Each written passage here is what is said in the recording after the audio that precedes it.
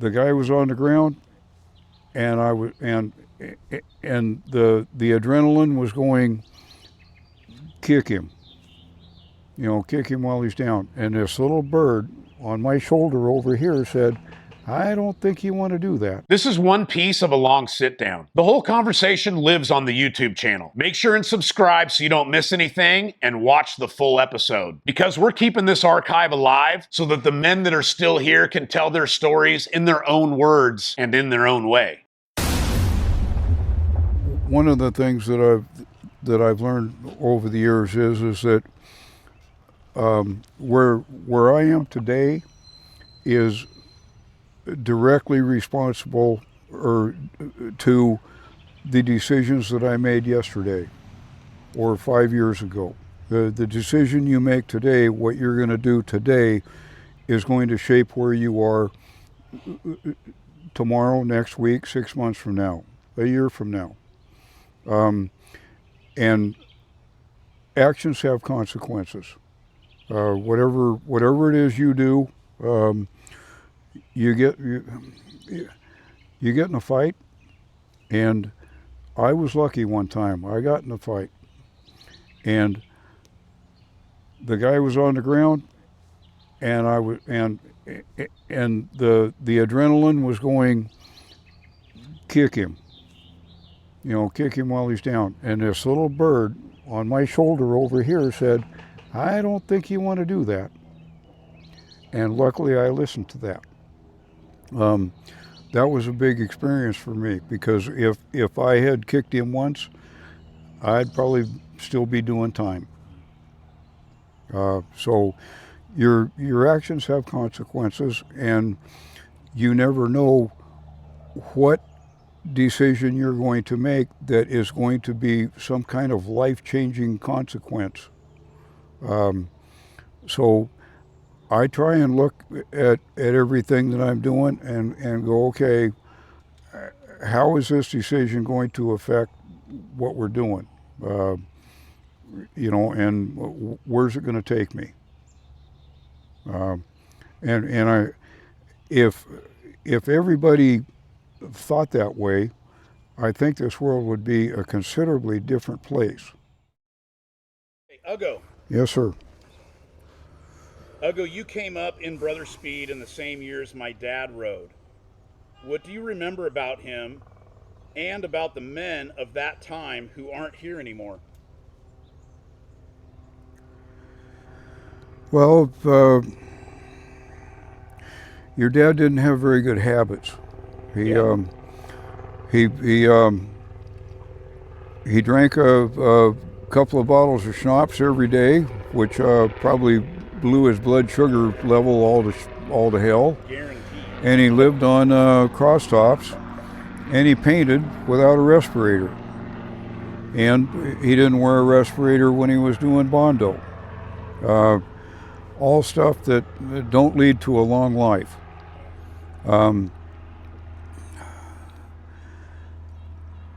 I guess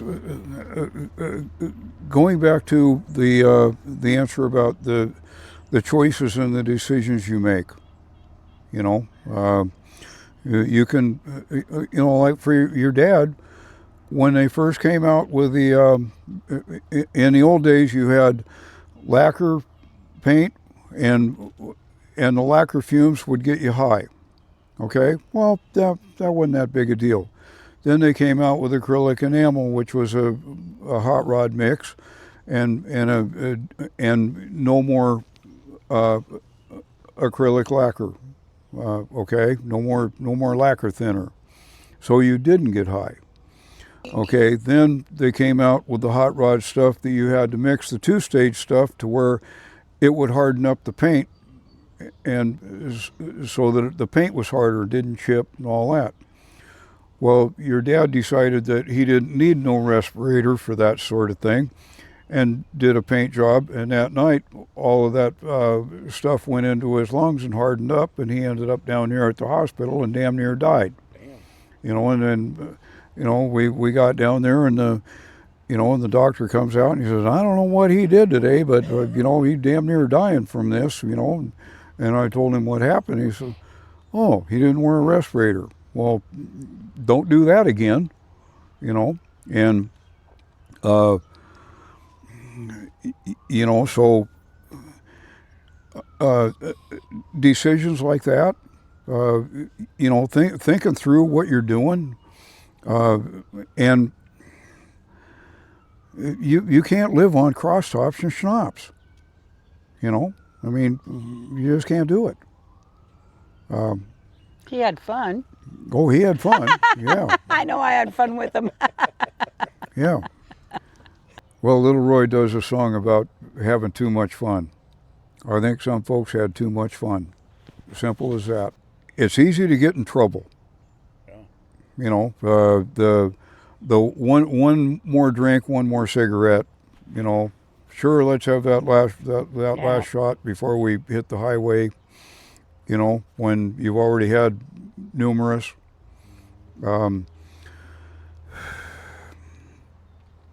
Yeah, just bad choices. Young Young, bad choices. and having the world by the tail.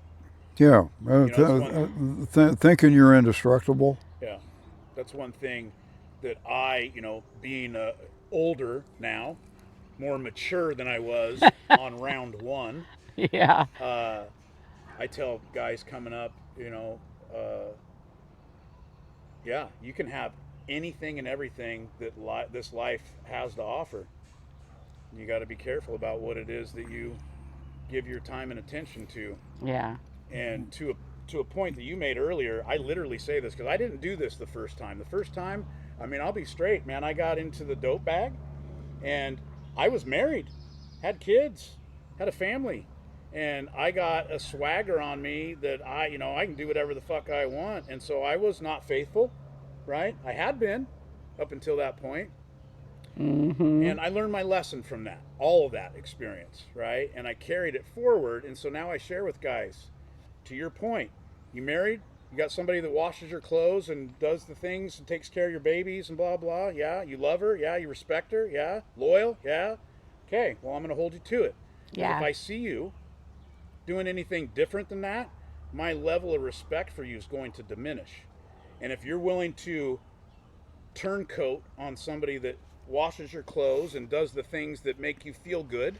That's a very, very good point. If you can't be faithful to the old lady that you've, if you're married, you know, and you had a vow that this is what we're doing, right? You know, if you can't carry that, then how am I going to trust you to watch my back when we get in 10 guys and there's you and me?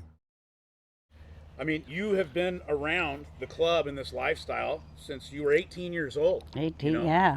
50. Hey, by the way, happy early birthday. Thank you. I understand you're 70, right? Yes. Coming up? Yeah. So happy early birthday. Thank you. Tell me a little bit about, you are one of the last OG old ladies that have been around the club, right? Haven't skipped a beat. You haven't missed a day. You've been at every Christmas, every holiday, everything, the good times, the bad times.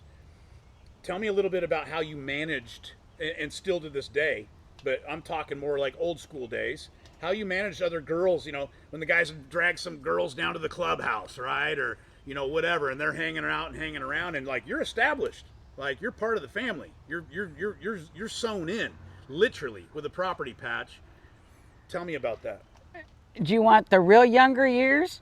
Whatever you want to share. Okay, I'll say. I got to take a piss. Okay. When the guys had the parties, especially like the birthday parties, in my younger years, all these chicks would come in on the back of the bikes while I had kitchen control. And let me tell you what, I go up to those girls and go, hey, you don't ride for free, sweetheart. Get in that kitchen now. And I had that kitchen under control. That was the funnest part. Yeah. Get in there, you little bitch. You're working. Right. And my husband was faithful. And that was kind of the one thing. And then I had this pride of also being the oldest club old lady and the one who's still there and all that. So I demanded respect. in those years. Well, you still got it. I still got You it. still got it. I still got it. I don't get out as much as I used to, though, Right. you know, but it was a joy. I loved it. That's what I loved, you know. I mean, I was raised in this big house and we partied every Saturday night. I mean, you know, I thought I died and went to heaven when I saw all the partying going on, you know. That was what I loved to do. But I stayed loyal. And my husband always told me, don't ever come between me and my brothers. And I learned something in the very early day. I keep my mouth shut. Bottom line, I hear something, I see something, I don't run off to somebody and run my mouth. You know, I have a lot of respect for what you guys are doing and the joy that I have, you know. And that's kind of what kept me going. You guys were too much fun, man. Who wanted to get rid of that? I can't think of anybody, especially me. The young guys that are coming up, what do they not understand about what it cost to build this? The answer to that question is guys are going, hey, I'm a 5-year member.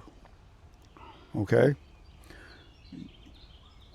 If you're not a 5-year member and you have not achieved that goal, you cannot expect anybody else that has not achieved that goal to understand what it means to get there.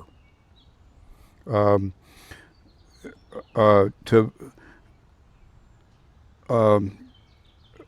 I'll be a 52-year member next month.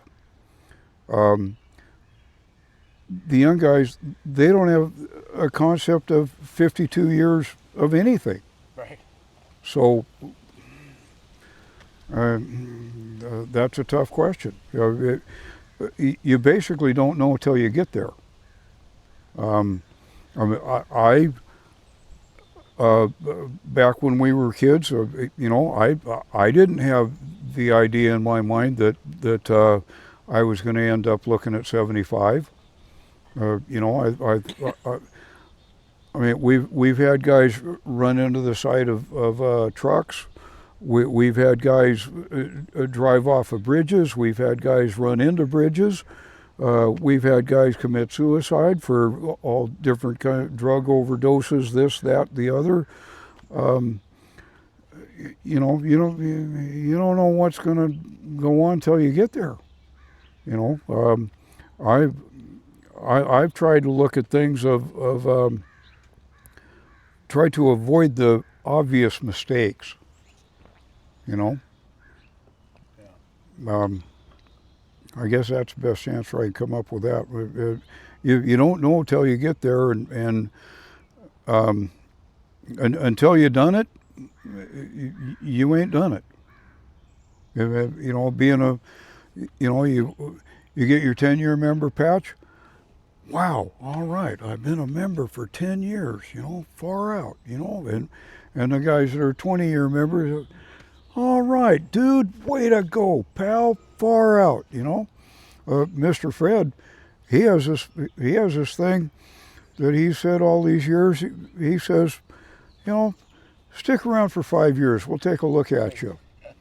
He usually don't even figure out your name for 5 years. You know, and the way the club's been, I mean, I don't know half the damn guys' names. You know, and when I do, I get to a party. I go, okay, all right. What's that guy's name? You know, and prospect. What's that guy's name over there? Do you know who that is? Right. Yeah. I think in the early years when I met you and everything, I think the thing that made it so special and fun for me in a way, it was smaller, you know, and it was easier to really know everybody and feel it more than you guys being so big and oh, well, who's that over there? Wow, I don't know those guys, you know. Well, you feel more of a part when it was smaller, I felt. Of course, I was younger too. Right. I don't The get thing around as about much. it was that in the old days, if you got in a conversation with some guy from some other club, at some bar or whatever, and he'd ask you a question and you'd give him an answer, you pretty much had it in your mind that if he asked that question of a member in the Utah chapter or a member in Boise chapter, he's going to get the same answer. We were all pretty much on the same page because we spent a lot of time together. We knew each other real well. Yeah. And, there wasn't, 100 guys or 200 or, there was, when all that fun and games happened down at Niagara Springs with, some of the other larger clubs, there was 75 of us. And, we didn't have any choice but to be on the same page, or we weren't going to be on the page at all. What do you want people to know that this life was really about?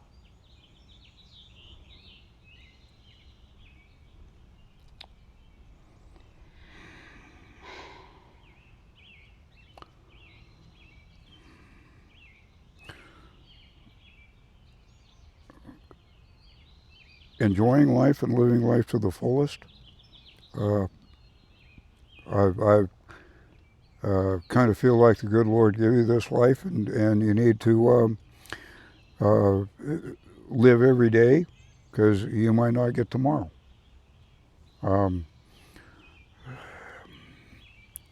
Do the do, be proud of it.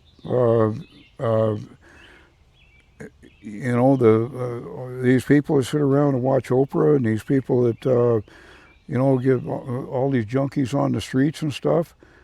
These people are just lost. It's a shame that you asked her the question about what the family thought. I'd take this lifestyle over being a junkie any day. Yeah. Motorcycle junkie. Yeah. He is that. Yeah, I'm that.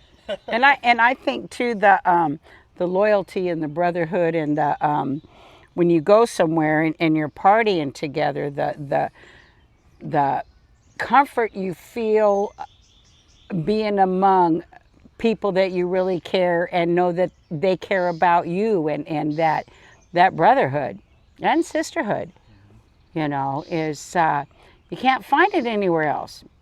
You can't go down to a bar and have a beer, and expect to feel that. But when you're with the family, it's pretty awesome. Agreed. Pretty awesome. Yeah. What did the club give you that nothing else in the world could have?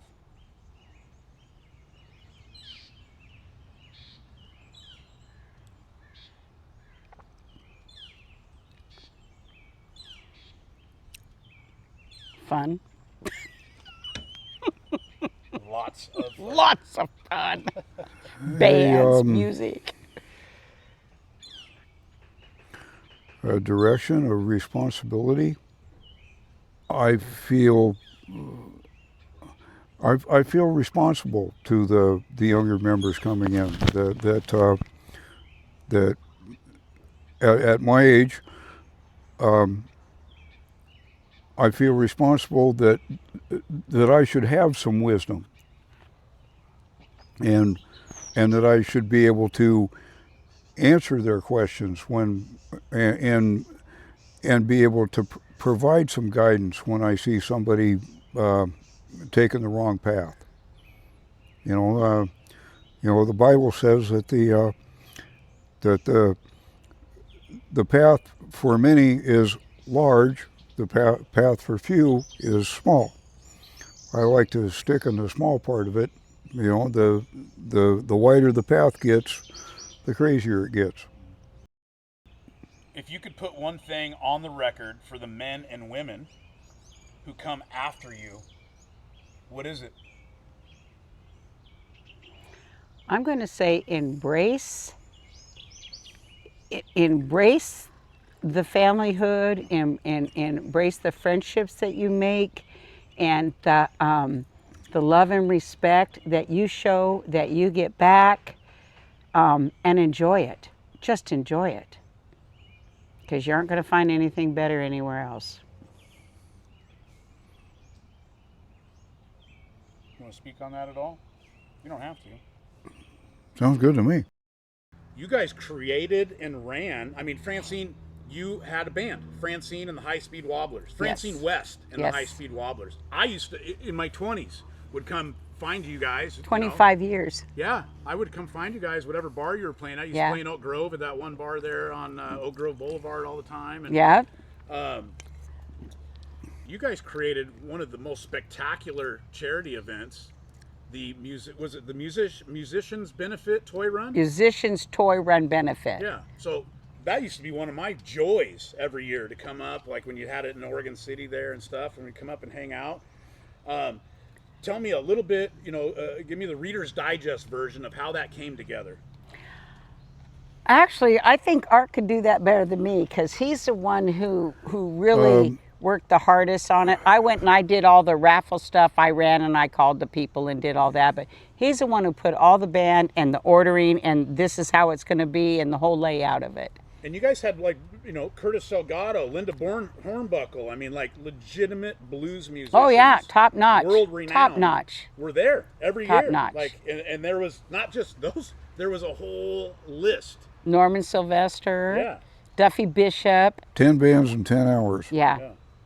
The way that got started was that when I was in high school, back in the old Crystal Ballroom days, we had a band from Lake Oswego called the Warlocks.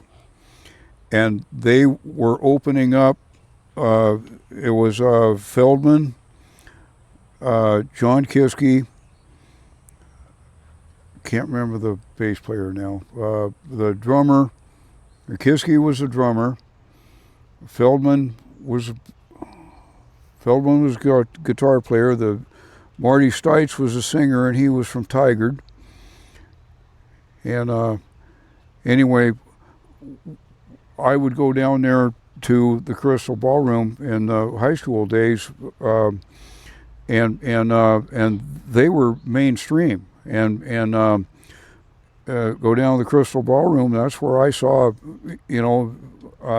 Elvin Bishop. Buddy Guy, all these people that was happening in the 67, 68, 69.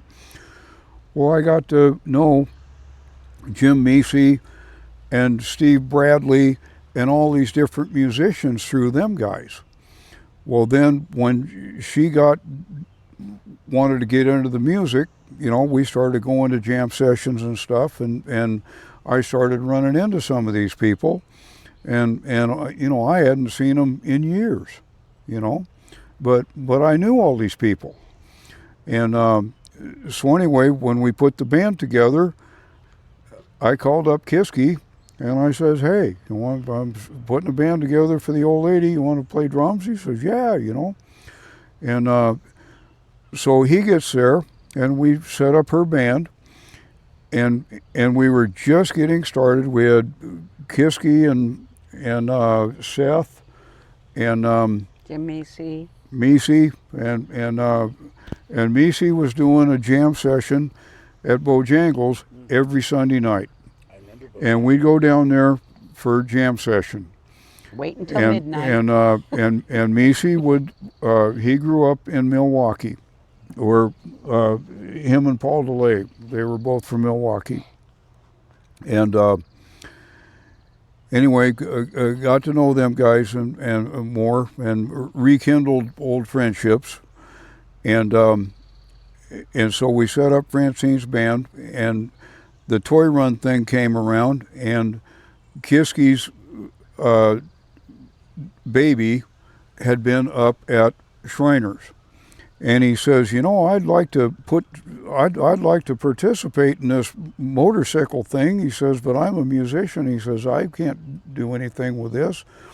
And I looked at him and I says, well, he says, I want to help the hospital. I said, well, why don't we put on a gig, and if anybody shows up when we make any money, we'll throw it in the kitty for the toy run. And he goes, really? And so we did, and we made like $400 the first time. And we went, well, shit, this is great, So we went down there to the toy run and we gave them $400.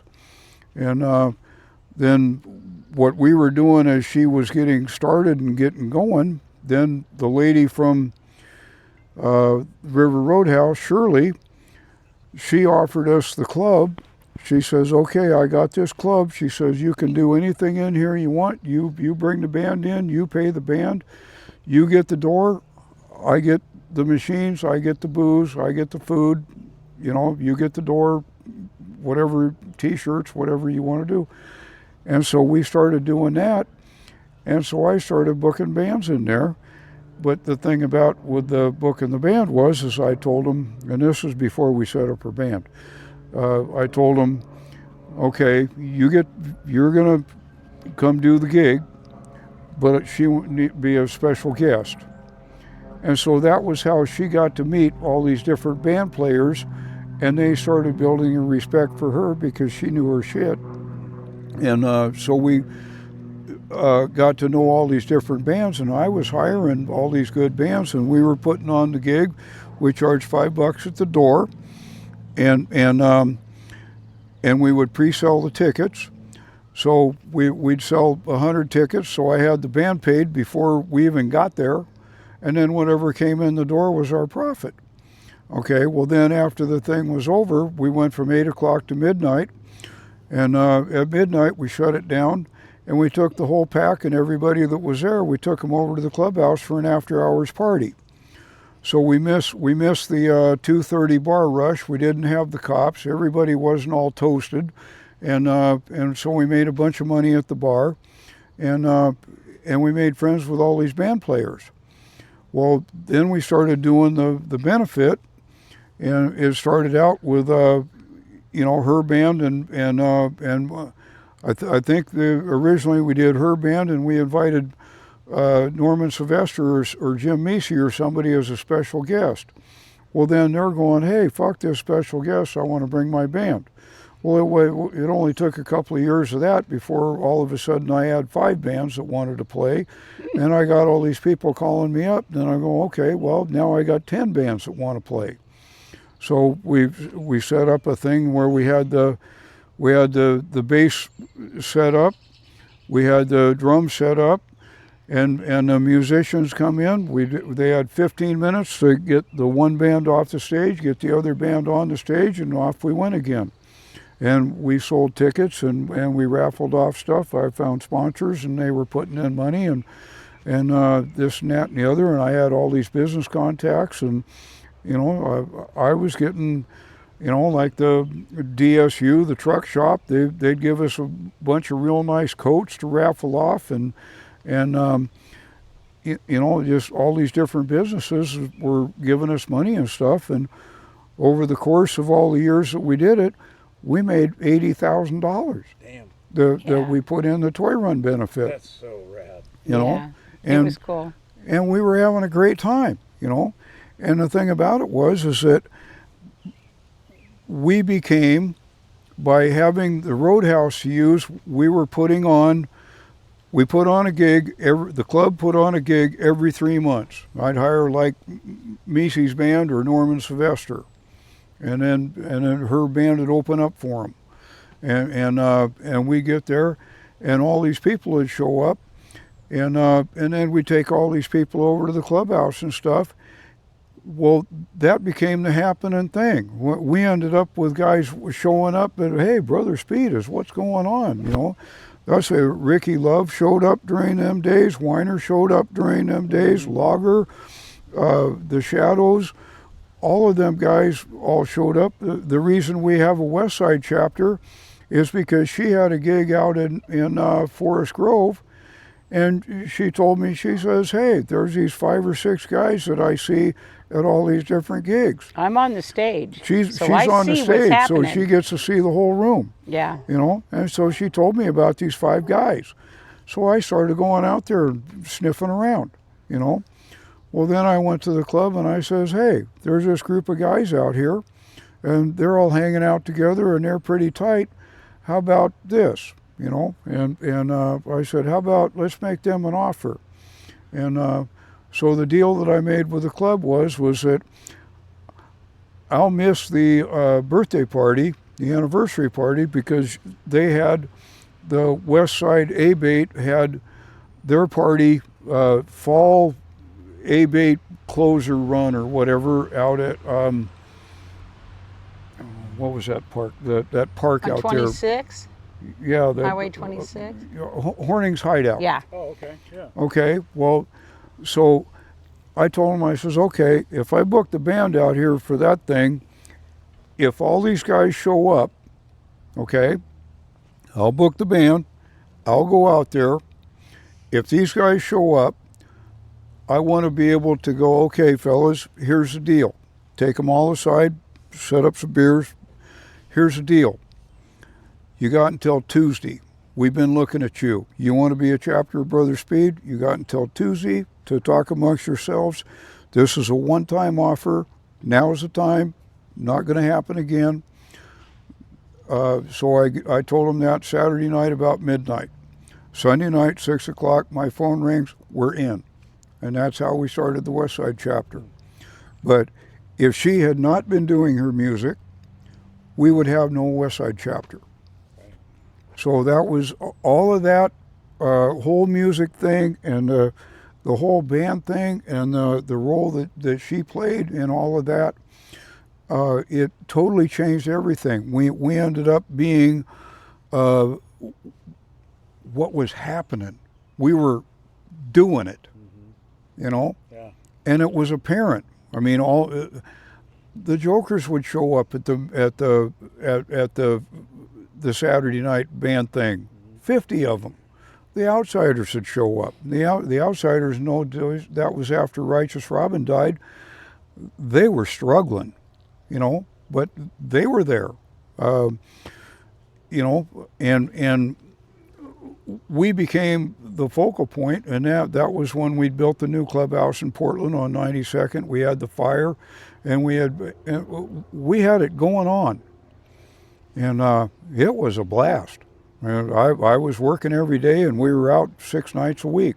I don't know how I got any sleep. Well, and that's kind of about in 93 was when I connected with you. Mm-hmm. It was about that same time period because I remember all that. I remember coming down to the bar there, Trails Inn, and all those different places.